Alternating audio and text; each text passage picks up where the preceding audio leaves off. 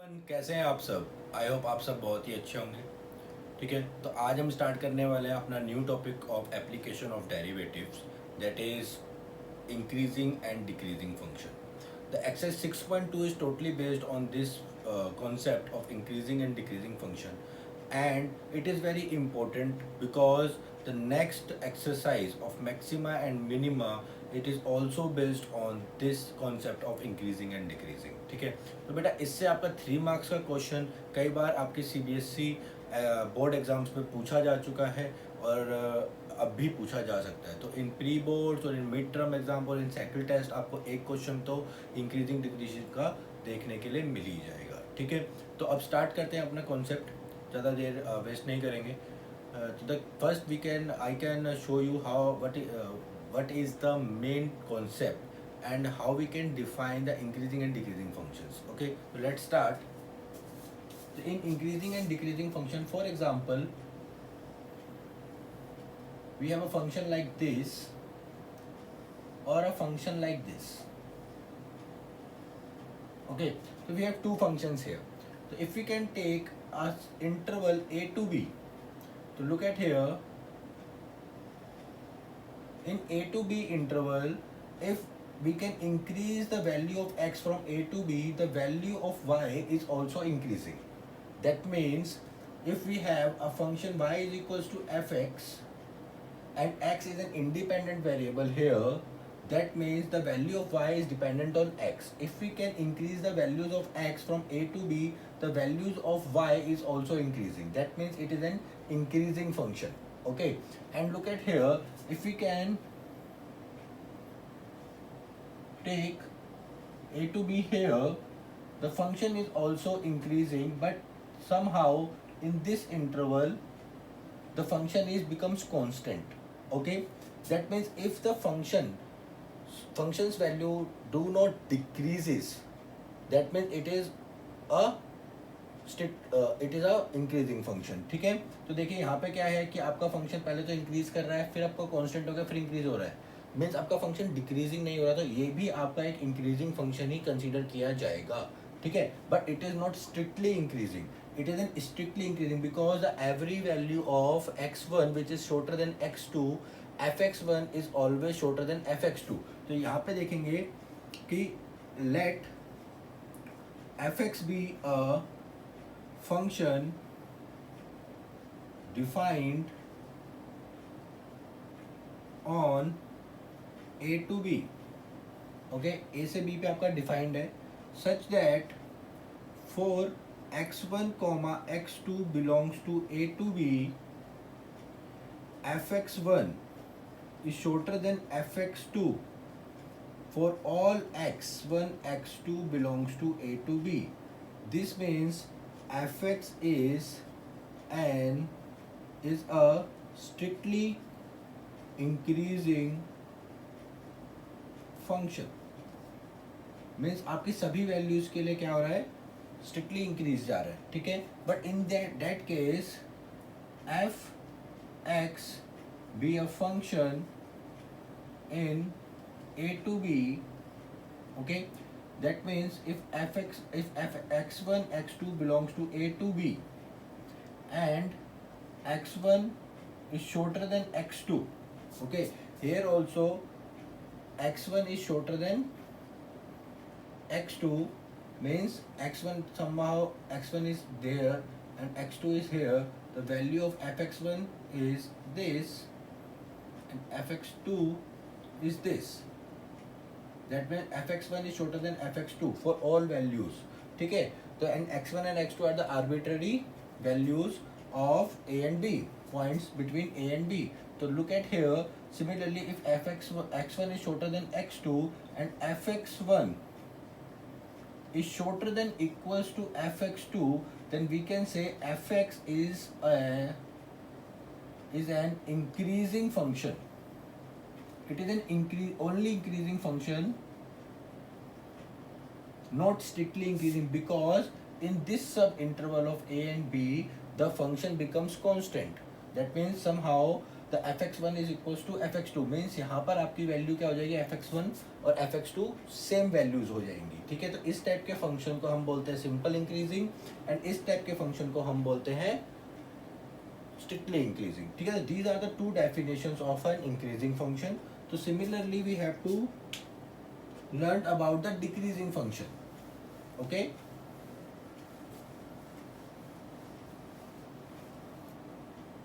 Now in decreasing function, let us take again two graphs like this, okay. Here it is A, here it is B, same as A and B here, okay. So look at here, if this is one x1 and this is x2, the value of x1 here, fx1 here is shorter than the value of, is greater than the value of fx2. That means if fx be a function on a to b and x1 comma x2 belongs to a to b and x1 is shorter than x2 but fx1 is greater than fx2, okay, that means आपकी x की values अगर increase कर रहे हैं a to b तो y की values decrease हो रही हैं, ठीक है। that means fx is strictly decreasing function,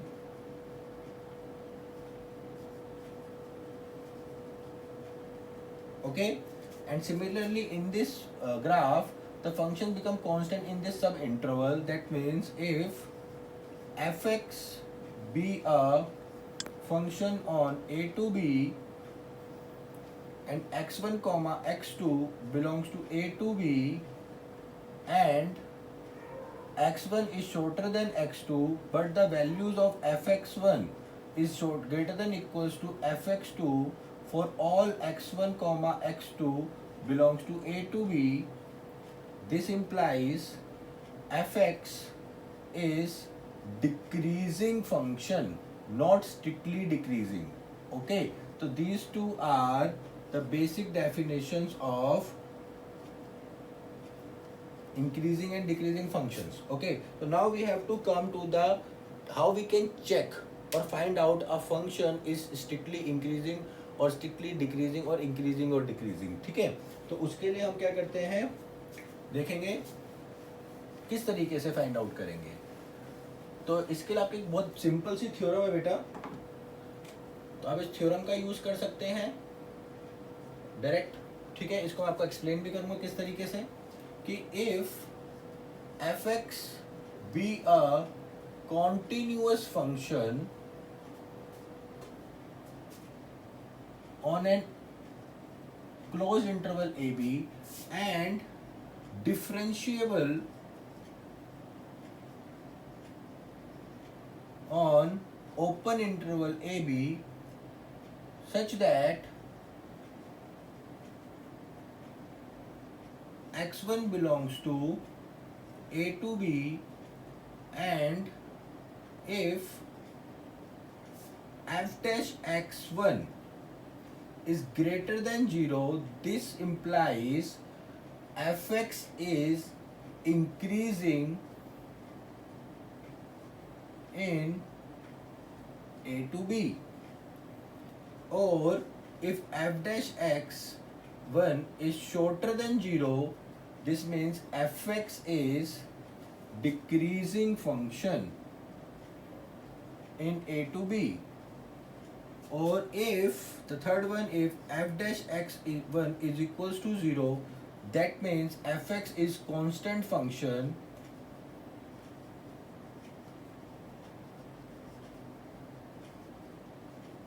in A to B, okay. Or x1 is a critical point at which the tangent to the curve of fx is parallel to x-axis, ठीक है, तो देखिए हम इसको graph से समझते हैं. If we have a graph like this, first, second and third. Okay, तो ध्यान से देखेंगे. अगर हमने ए से बी एक वैल्यू ली, यहाँ पे भी ए से बी हमने फंक्शन लिया और यहाँ पर भी ए से बी लिया. ठीक है बेटा, तो यहाँ पे देख रहे हैं कि if we can draw a tangent at any point x1, this is point x1, if we can draw a tangent, the tangent is in decreasing, it is in the downward direction, that means its sign is negative, that means f dash x1 is shorter than 0, that means the function goes downward, that means the function is decreasing.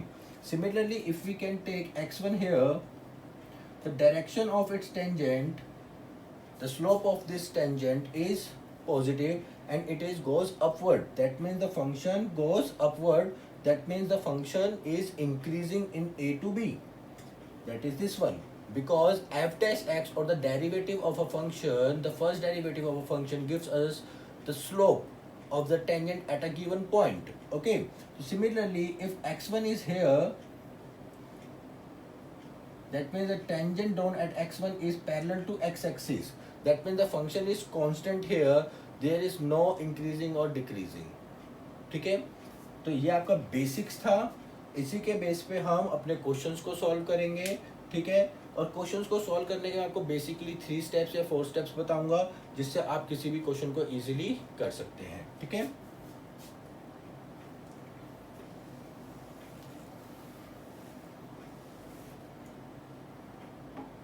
तो देखिए हम steps लिख लेते हैं. Steps to check increasing और decreasing function. ठीक है, तो फर्स्ट स्टेप क्या कहता है बेटा,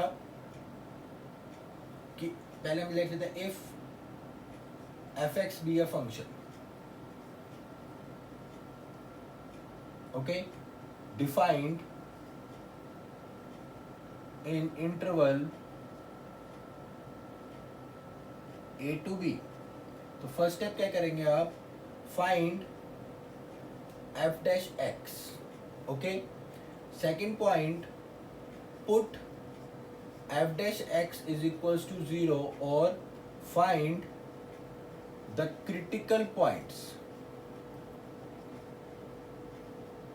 से x1, x2, xn are critical points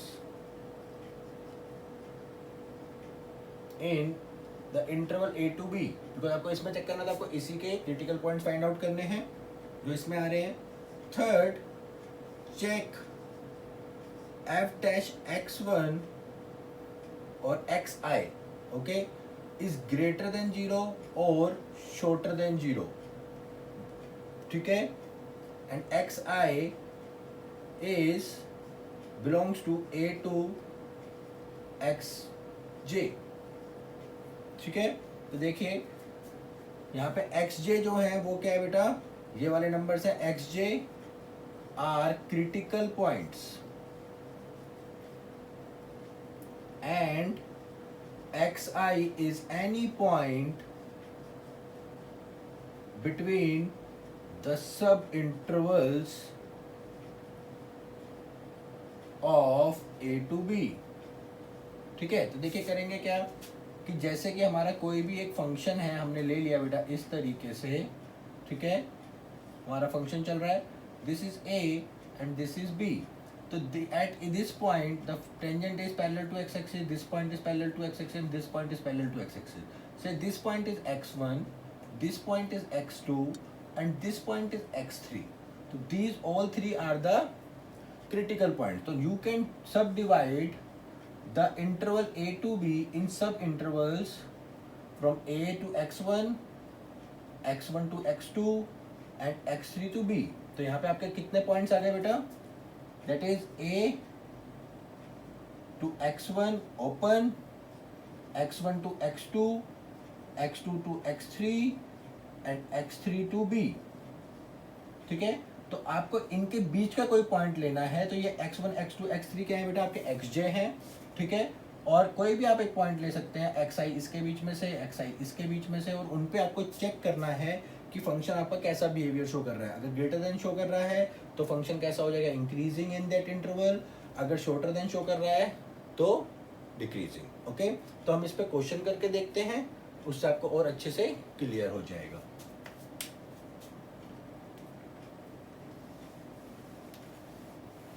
So please note down all these concepts on your notebook for future uses. Okay, so let's start exercise 6.2, question number 1. Okay, so now exercise 6.2 question number 1 is fx is equals to 3x plus 17 and is strictly increasing on r, is strictly increasing on r, ठीक है। तो there are two methods, हम दोनों methods का use कर सकते हैं। तो हम पहले बेसिक मेथड से चलते हैं जो हमने फर्स्ट डेफिनेशन देखी थी बेटा, ठीक है। तो लेट कर लेते हैं, late x1 x2 belongs to r, ठीक है, and x1 is shorter than x2। तो इफ fx1 क्या हो जाएगा बेटा, 3x1, okay, and plus 17, and fx2 क्या हो जाएगा बेटा आपका 3x2 plus 17, okay. And if it is strictly increasing, if fx is strictly increasing, that means fx1 is shorter than fx2 for all x1 x2 belongs to r, correct। तो means 3x1 plus 17 is shorter than 3x2 plus 17। तो you can remove, subtract 17 from 17, तो यहाँ पे आपका क्या आ जाएगा, x1 is shorter than x2 आ जाएगा। it is true, it is true, that means fx is strictly increasing। अगर ये बेटा स्ट्रिक्टली इंक्रीजिंग नहीं होता तो क्या होता, ये इसका साइन डिफरेंट आता, ये वाला नहीं आता, आपका ये x1 ग्रेटर देन x2 आता, ठीक है। दैट मीन्स आपका फिर ये आपकी स्टेटमेंट फॉल्स हो जाती, तो आपका स्ट्रिक्टली इंक्रीजिंग की वो प्रॉपर्टी को फॉलो नहीं करता, वो किसकी करता, डिक्रीजिंग की करता, ओके। तो अगर आप इसका, ये तो फर्स्ट मेथड हो गया, ठीक है। सेकंड क्वेश्चन हम अपने डेरिवेटिव वाले मेथड से करके देखते हैं। Now come to question number 2। Question number 2 is fx is equals to e की power 2x and show that it is strictly increasing on r, ठीक है, and x belongs to r here। तो first one step first find f dash x, तो f dash x क्या हो जाएगा, 2e raised to the power 2x, okay। any problem to anyone? No problem। and put f dash x is equals to 0 for critical points। तो e raised to the power 2x is equals to 0, और आपको पता है कोई भी ऐसा point नहीं होता जहां पे आपका ex 0 हो, बिकॉज ex का ग्राफ कैसे चलता है बेटा, लाइक दिस। तो कभी y 0 होता ही नहीं है, तो there is no such point exist, okay। that means f dash x1, say x1, let x1 belongs to r, okay। क्योंकि अब आपका कंप्लीट डोमेन है, कोई आपको क्रिटिकल पॉइंट नहीं मिला, तो पूरे r में सबने एक x1 लिया, एंड f dash x1 क्या हो जाएगा बेटा, 2 into e2 x1, और ये आपका हमेशा पॉजिटिव रहता है, और 2 into this one is positive, that means this is greater than 0। तो hence fx is equals to e की power 2x is strictly increasing function, okay। if you have to learn the graphs of each basic functions जो आपके commonly use function है उनके, आपको अगर graphs याद है बेटा तो आप बहुत क्वेश्चंस को बहुत इजीली कर पाएंगे, ठीक है। तो ना कम टू क्वेश्चन नंबर, इसको आप करिएगा थर्ड को, I can solve question number 5 for you, okay. Third and fourth बिल्कुल सेम इसी तरीके से होगा जिस तरीके से आपका फिफ्थ वन है। तो I can solve fifth one, find the intervals in which fx is equals to 2x cube minus 3x square minus 36x plus 7 is strictly increasing or decreasing, strictly increasing and strictly decreasing, ठीक है बेटा। तो हम इसको derivative वाले method से ही करते हैं, सिंपली आप ऐसे ही करेंगे, अपने फर्स्ट स्टेप्स को लीजिए। तो आपका जो सॉल्यूशन देखते हैं, एफ एक्स आपको दिया है 2x cube minus 3x square minus 36x plus 7 and if no sub interval is given that means x belongs to real number, okay. तो एफ डैश एक्स क्या हो जाएगा बेटा, that is 6x square minus 6x minus 36, okay. And put f dash x is equals to 0 for critical points, तो ये it is क्या हो जाएगा बेटा जी, जल्दी से बताइए। 6 कॉमन ले लेंगे आप, तो x square minus x minus 6 is equals to 0 और x minus 3 plus 2 is equals to 0. This is the factors of this one. Then x is equals to minus 2 and 3 are critical points. यहाँ पे कुछ critical points आ गए। तो now you can subdivide the interval minus infinity to minus 2 to 3 and to plus infinity. Okay? So you can take any point between minus infinity to minus 2. So let minus 10 belongs to minus infinity to minus 2. Okay? And you must check minus 2 must not be included in the subinterval, okay, because it is a critical point. तो यहाँ पे आप minus 10 पे check करेंगे तो f dash minus 10 क्या आ जाएगा बेटा, that is 6 into 10 square minus 10 minus 6, that is 6 into 100 minus 16, that is 6 into 84 and that is greater than 0, okay. That means fx is strictly increasing in minus infinity to minus 2. Similarly, let कर लेते हैं हम एक point इसके बीच का, let 0 belongs to minus 2 to 3, that f dash 0 is 6 into 0 minus 6, that is minus 36, that is shorter than 0. That means fx is strictly decreasing in minus 2 to 3, fine. Or you can say that, let कर लेते हैं हम next one, this is 10 belongs to 3 to infinity, that means f dash 10 is equals to 6 into 10 square minus 10 minus 6, बेटा यहाँ पे आपने minus 10 लिया था ना, तो माइनस दिस इज प्लस हो जाएगा, तो ये हो जाएगा आपका 100 एंड दिस इज प्लस 4, तो दैट इज 104, सॉरी, तो ये आपका ग्रेटर देन 0 ही रहेगा तब भी, और यहाँ पर ये अभी आपने सॉल्व किया तो ये भी आपका ग्रेटर देन 0 ही रहेगा, तो यहाँ पे आपका एफ एक्स क्या हो जाएगा, is strictly increasing, okay. So these are the two sub intervals, that means minus 2 to minus infinity to minus 2 union 3 to infinity, fx is strictly increasing.